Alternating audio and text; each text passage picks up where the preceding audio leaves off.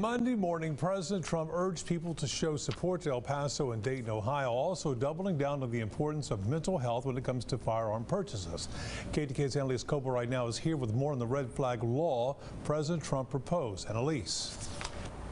Neil, with the number of deaths from both weekend shootings currently at 31 and sadly rising, President Trump believes putting new laws in place when it comes to people who have been deemed mentally disturbed will make a difference.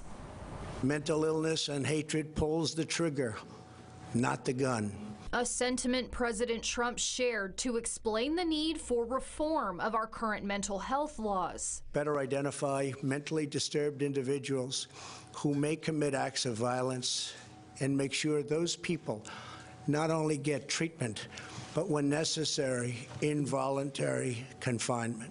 And the inaction of red flag laws. We must make sure that those judged to pose a grave risk to public safety do not have access to firearms, and that if they do, those firearms can be taken through rapid due process. Smith County Sheriff Larry Smith says as long as due process is followed, he would be on board with the new law. When that judge hits the gavel down and says you're mentally defective, that's when you should lose your firearms right, and not before due process.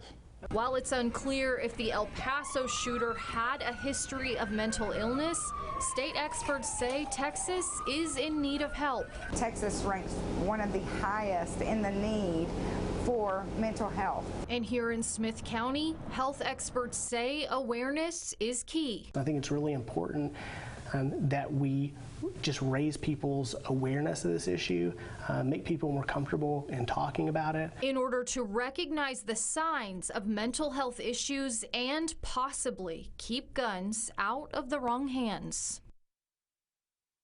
Now all eyes will be on Congress to shape the changes the president is looking to enact. In the studio, Annalise Coble, KETK News.